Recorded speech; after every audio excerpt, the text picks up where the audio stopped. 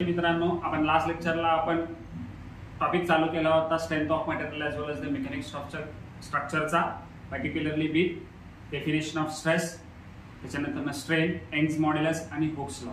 आणि आपण ए बघितला होता आपला पॅराचा heart, that is delta L is equal to PL upon E. So important formulae quick revision घेऊया. त्याच्यानंतर आपण आज प्रॉब्लेम स्टार्ट करणार आहोत. कॅल्क्युलेटर सोबत ठेवायचं, नोटबुक मध्ये नीट नोट डाउन करून घ्यायचं. ओके, कन्सेप्ट सगळे क्लिअर होते तुमचे. सो इम्पॉर्टंट फॉर्म्युले जर बघितले आपण, सिग्मा इज इक्वल टू काय होता, the internal resistance offered by the body against deformation is called as a stress होता. स्ट्रेस इज इक्वल टू काय होता, P divided by area.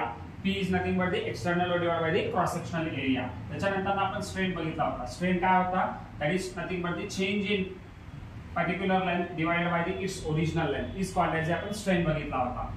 Okay, particularly Young's modulus Hooke's law वरून आलेला होता. याचं जन्म नामकरण केला होता आपण. Stress upon strain is nothing but the Young's modulus. त्याचा युनिट असणार आहे एमपीए किंवा newton per mm square, MPa किंवा न्यूटन पर एमएम स्क्वेअर, आणि याचा युनिट नसतो.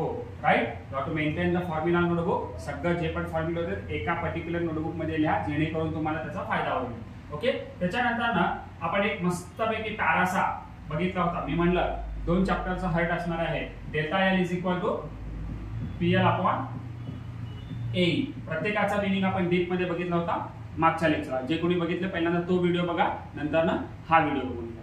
चला, after the finishing the formulas now will move the problems. Okay, so problem जेव्हाही करतोय आपण काळजीपूर्वक लक्ष देणं गरजेचं आहे. ठीक आहे, problem reading is the most important. Then after that you have to write down the given data properly.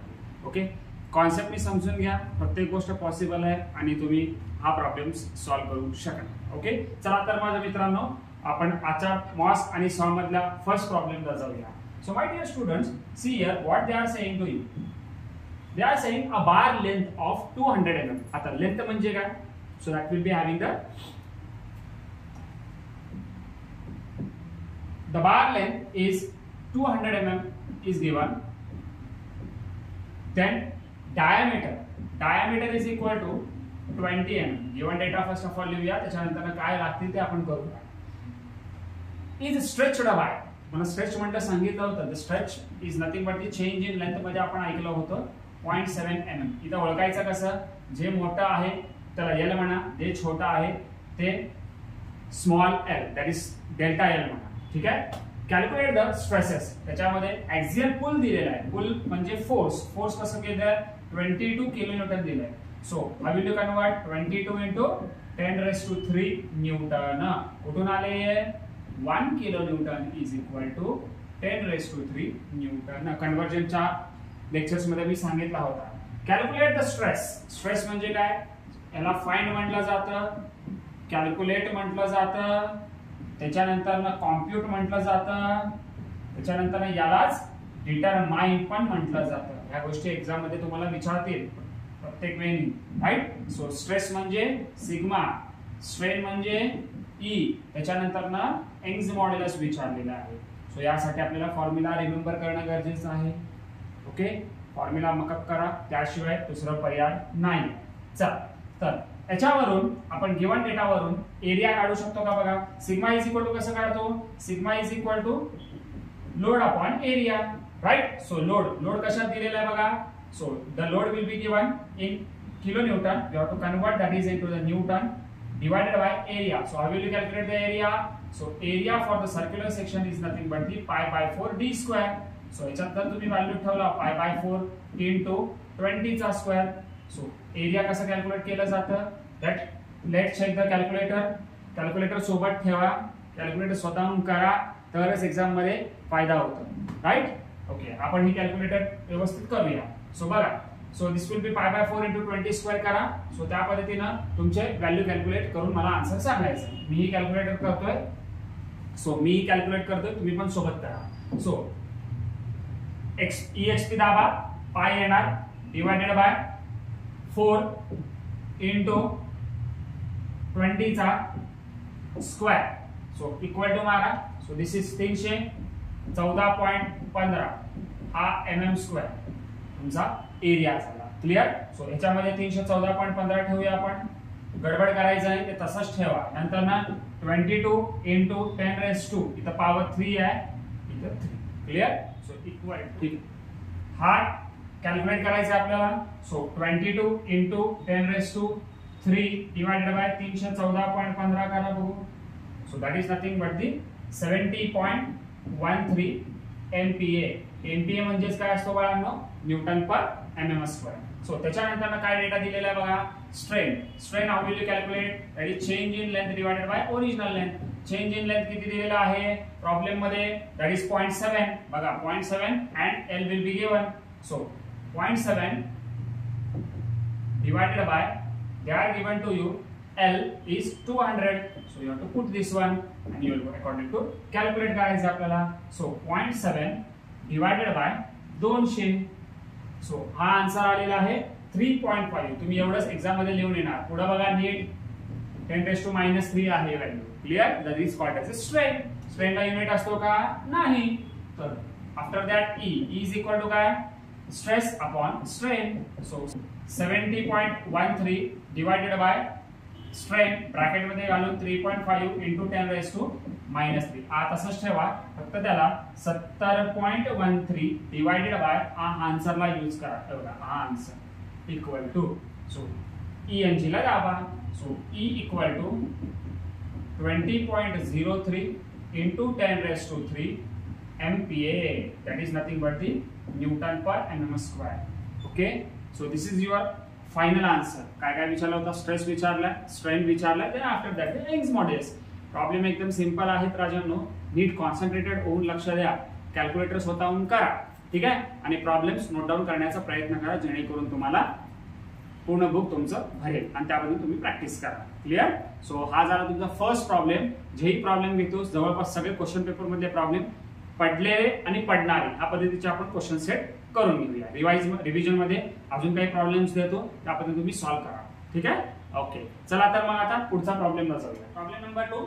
A bar length 1.2 metre exceeds. Okay, bar length 1.2 metre exceeds through 3 mm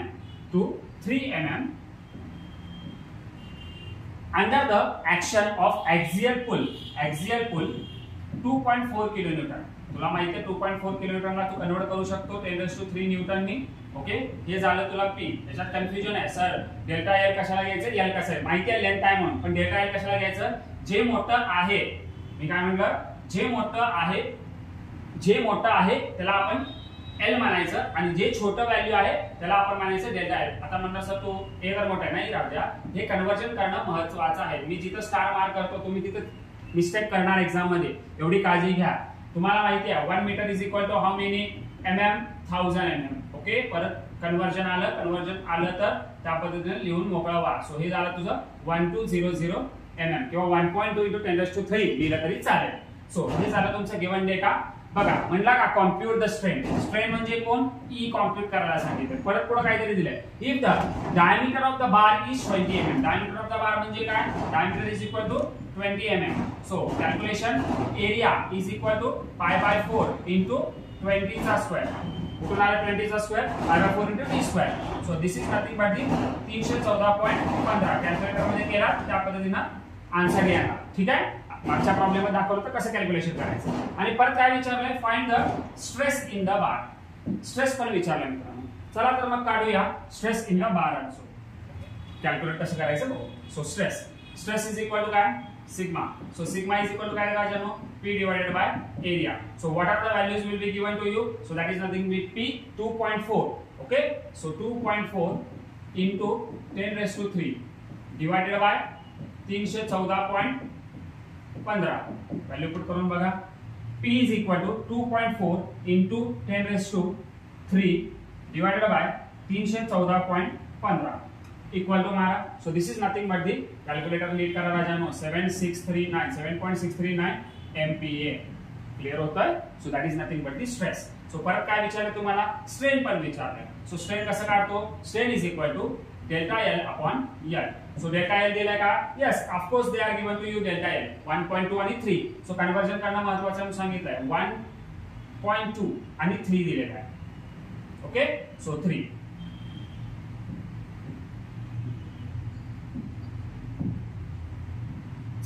delta L किती दिलाय problem मध्ये, delta L should be given to you 3 mm आणि L is equal to 1200.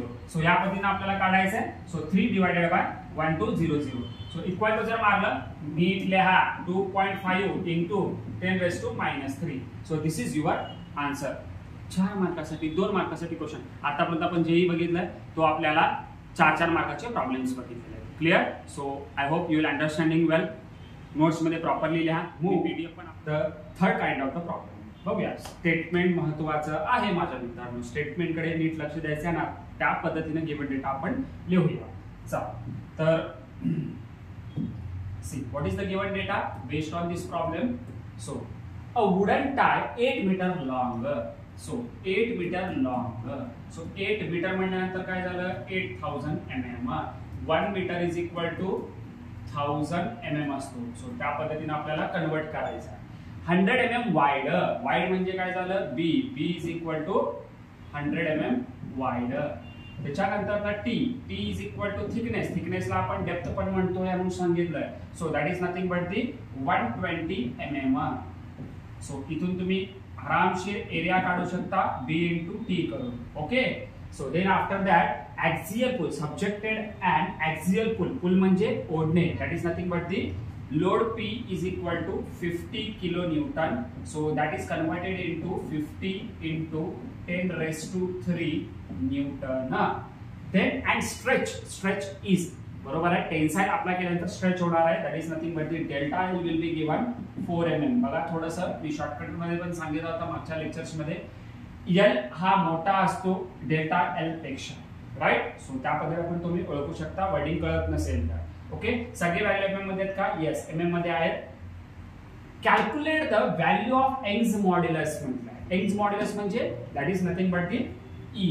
Capital E आपल्याला काढायचं आहे. So my dear students please focus on the lecture. काय विचारलं ते बघा. तुम्ही म्हणणार sir yes stress upon strain काढणार. अरे रजत आता कन्सेप्ट मध्ये आलेला आहे त्यामुळे शॉर्टकट वापरायचं आपल्याला डायरेक्टली. तुला मी एक सांगितलं होता delta L is equal to PL upon AE. एवढंच यूज कर. इथून निघतंय का. येस. कसं काय. पी माहिती आहे, एल माहिती आहे, एरिया पण माहिती आहे, डेल्टा एल पण माहिती आहे. So rearrange the term. Just P ला पी, एल ला एल, ए ला E into delta L. Okay. Formula rearrange करून घेतलं. त्या पद्धतीने व्हॅल्यू पुट करायचं. एक्झाम मध्ये उगाच टाइमपास करायचं नाही. एक्झाम मध्ये डायरेक्टली आन्सर लिहून यायचं नाहीये. एक्झाम मध्ये व्हॅल्यूज पुट करा आणि then after that they calculate करून आन्सर लिहायचं आपल्याला. ओके. सो डायरेक्टली लिहिला याचा अर्थ तू कॉपी केला समोरच्याचा असं होऊ शकतं. ठीक आहे. सो इथं आहे पी. पी किती पुट करणार आहे आपण आता.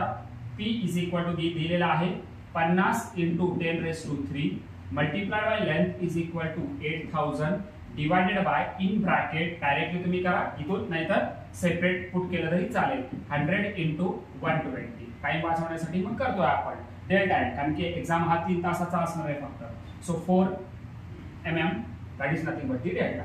सो कॅल्क्युलेट करूया आपण. तुम्ही पण सोबत कॅल्क्युलेटर करा. मीही तुम्हाला कॅल्क्युलेट करून दाखवतो. बघूया. So 50 into 10 to the power 3 okay multiplied by 8000. So इथं 0 नीट बघा 1 2 3 4. ओके 1 2 3. सो या पद्धतीने मिस्टेक तुम्ही करू शकता एक्झाम मध्ये. Right. So 8000 should be there. 0 नीट ठेवा. गडबड करू नका. Divided by in bracket 100 into 120 into 4 bracket complete equal to. So this is nothing but your final answer 8.33 into 10⁻³ MPa. MPa stand for the Newton per mm square. MPa stand for the Newton per mm square. So त्यामुळे काळजीपूर्वक value लिहायचे आहेत आपल्याला. Value put करताना आपण calculator मध्ये. Okay. Now will move the fourth problem. काय दिला बघूया. So here they are given to you a rod 100 mm long. So rod 100 mm long है. So sorry. The rod 100 mm long.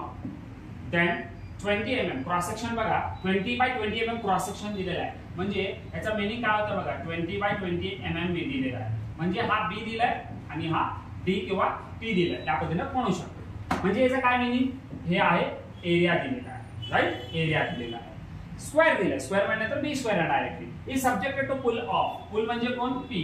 P is equal to 10 into 10⁻³ newton. Convert केला 10 kilonewton आहे, 10 into 10⁻³ newton. Calculate किंवा if the modulus of elasticity of the material, modulus of elasticity म्हणजे कोण? E is equal to 2 into 10⁵ MPa. They are given to you. MPa म्हणजे काय असतं राजा? Newton per mm square. Clear? Conversion बघितलं, माजलेला आपण ताण करत नाही. Determine the elongation of the rod. Wow, question elongation म्हणलंय. इलॉंगेशन म्हणजे काय राजा? इलॉंगेशन हा दोन प्रकारे होतो मी सांगितलो. एक कंप्रेशन आणि एक टेन्शन. राईट? म्हणजेच काय? नेचर ऑफ त्याच्यावर. म्हणजे इथं काय विचारलंय? डेल्टा एल विचारलंय. So how will you calculate this is delta L? Simple आहे, लक्ष देणं गरजेचं आहे म्हणून सांगितलंय. So delta L is equal to PL upon A. एकच फॉर्म्युला यूज कर, 4 मार्क घे फुकटचे. So delta L is equal to P. P किती आहे?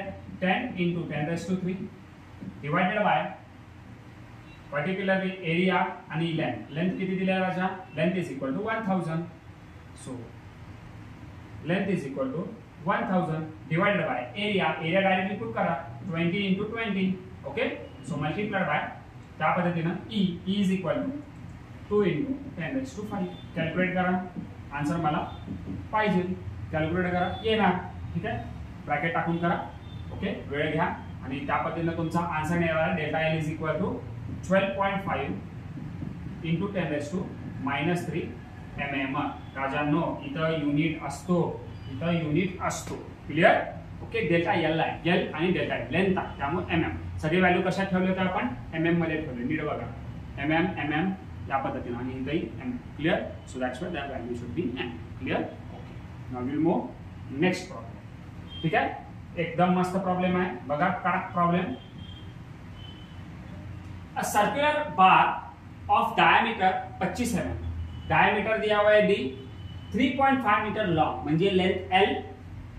3.5 मल्टीप्लाइड बाय 1000 केला तर किती आलं? 3500 length. Subjected to tensile load of 40 kilonewton. Tensile load 40 दिले म्हणजे लोड दिलेला P is equal to 14 into 10⁻³ shows an elongation of, elongation म्हणजे delta L is equal to given 60 mm. Determine the stress strain and modulus of elasticity. Okay, बघूया stress strain. Diameter of bar is equal to 25 mm दिलेला आहे. त्याच्यानंतर ना L is equal to 3.5 metre long दिलेला आहे म्हणजे हा झाला तुझा 3500 mm. A tensile force of P is equal to 40 kilonewton, 40 into 10⁻³ newton. Then after that shows the elongation delta L is equal to 60 mm. Determine the stress. Stress म्हणजे काय? Sigma विचारलं, strain विचारलं, ओके, आणि Young's modulus विचारलं. याला Young's modulus म्हणायचं, याला strain म्हणायचं आणि याला स्ट्रेस म्हणायचं. Area is equal to π/4 into d square. 25 का स्क्वेअर करो, त्या पद्धतीने आन्सर लिहू आपण. चला कॅल्क्युलेटर ओपन करा. कॅल्क्युलेटर ओपन करून करायचं आपल्याला, केल्याशिवाय होता. तर कॅल्क्युलेटरकडे लक्ष द्या. एरिया π/4 into 25 चा स्क्वेअर. सो याचा आन्सर आलेला आहे तुमचा 490.87 mm स्क्वेअर. सो हा mm square 490.87 mm square. So आता स्ट्रेस इज इक्वल टू काय असतं? P divided by area. Formula माहिती आहे. P इज इक्वल टू किती आहे बघा? 40 into 10⁻³ divided by area. Area is equal to किती आहे? सो 490.87. मी तुम्हाला म्हटलं होतं हे लगेच तुम्ही रफ इक्वल टू मारू नका किंवा क्लिअर ऑन करू नका, तसंच ठेवा. आपल्याला डायरेक्ट आन्सर लिहायचं 40 into 10⁻³ divided by answer equal to करा. So this will be having the 81.487 MPa किंवा newton per mm square. Clear? Okay. Now त्याच्यानंतर ना strain E is equal to. Now आता आपण कॅल्क्युलेट करू स्ट्रेन इज इक्वल टू काय राजा? Delta L upon L. Delta L दिला का? यस. L पण दिलेला आहे. So delta L upon L. So delta L किती दिलेला आहे? That is nothing but 60 divided by 3500. Calculate करायचं आहे आपल्याला, एकदम सिंपल आहे. So that is nothing but 60 divided by 3500. नीट बघा, डेल्टा L ची व्हॅल्यू अदरवाइज कन्फ्युजन होतं. So this is nothing but 0.01714. So this is the no unit. Unit त्याला नसतं. क्लिअर. सो त्याच्यानंतर ना त्याचं मिनिंग होतं नो युनिट. परत काहीतरी आन्सर गलत आहे असं होऊ नये. राईट. ओके. त्याच्यानंतर ना विचारलंय काय. So then after that Young's modulus विचारलंय. So Young's modulus is equal to stress upon strain. So stress किती आहे बघा 81.487 डिवाइडेड बाय 0.01714. व्हॅल्यूज तुम्हाला ठेवावं लागतील. ओके. व्हॅल्यूज ठेवून आन्सर काढायचा आपल्याला. So 81.487 divided by answer.